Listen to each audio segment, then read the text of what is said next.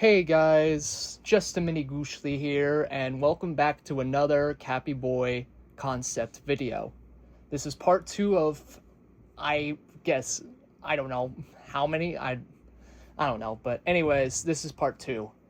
If you haven't seen the last video of the first Cappyboi concept, please look at that, because I guarantee you the main characters are very interesting.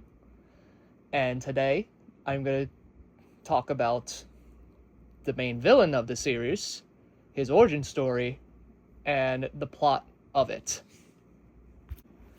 Before there was the world of ghost hats, there was nothing. Nothing but a god and goddess of light. They were the ones who created everything. The worlds, the creatures, the inhabitants, everything. The planets, the universe, the everything together. Their names are the Space Queen and Loki. They both loved each other very much. So much, they decided to make a demigod daughter named Elizabeth.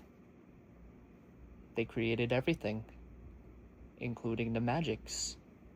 The Stone of Magics, which are very plot heavy with the world of ghost hats. Not a lot of people in the world of ghost hats use them, but there are some people who use them. Some for good, some for criminal activity, but most of the time, hopefully, for good. Loki, however, found a stone of magic that wasn't created by him or Space Queen or any of the gods and goddesses. He found a stone of darkness. Curious about what it is, he brought it in with him to study it. What its power can do and why it's over here and what created it. But more and more that he studies it, the more it corrupts him. Even his wife, Space Queen, and Elizabeth starts to worry. Many months or years, or who knows how long, but Loki decided to isolate himself, not only for his wife and his daughter, but from everyone.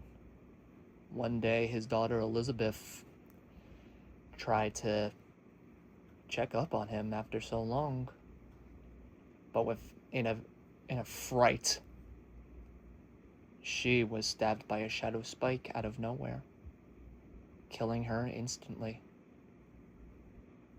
Rage, fear, scared, any kind of negative emotion Loki felt, all happened to him all at once. After that, the gods and goddesses did not see him as a friend anymore. They saw him as a threat. A big battle happened, leading most of the gods and goddesses of all kinds of things dead by Loki's hand, slaughtering them one by one in each attack. All but 6 remaining gods and goddesses survive. Space Queen, the Timekeeper, the Card Master, Life and Death, and even Loki himself. The gods and goddesses won that day, but with a heavy cost of many slaughtered. Loki's body has been completely damaged.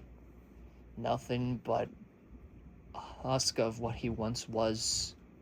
No ripped arms and fin. Nothing was left of him.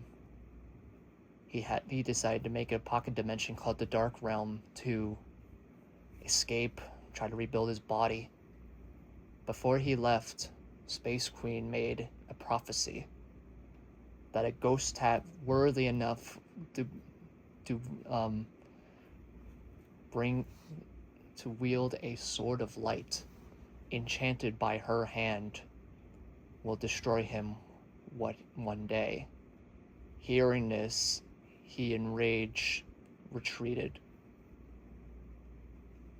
Many years have passed, hundreds, thousands, even millions, who knows how long. Loki decided to come back, rebuild his body to nothing more than dark matter, any kind of negative emotion, becoming something abnormal. With this master of dark magic, and also the fear of this prophecy of a chosen one of a sword of light, he decided to create demons. Not just regular demons, but people who have lost their lives, or even lost something, or anything that he found vulnerable. He corrupted those ghost hats, becoming demons. And he will not rest until he finds that so-called chosen one and is slaughtered. And once he is done with that, he will go on out to remaining 5 gods and goddesses to finish what he started and take back what he believes belongs to him, and that is the world of ghost hats itself. Although Elizabeth was the first person who died by Loki's hand, this was not her end. You see, when a god and goddess dies, they don't usually just regularly die. They can either perish in death, or they can reincarnate into something. Elizabeth decided to be reincarnated as a guardian angel, taken on the form of one of the main cast. She decided to be a guardian angel to the main cast, helping them out and making sure the best if it can to make sure that none of the demons find out who that chosen one is, which that being Chris. Deciding to take the form of one of the characters, she becomes a guardian angel to these characters, renaming herself Noir Gooshly, and having a spear which the blade is light crystals. Now she does what she does best, guiding the characters the right way that is needed. And that is concept part 2 of Cappyboi, with the main villain and Sword of Light. If you like this video, please like, comment, and subscribe, and I'll see you all in the next one. Bye.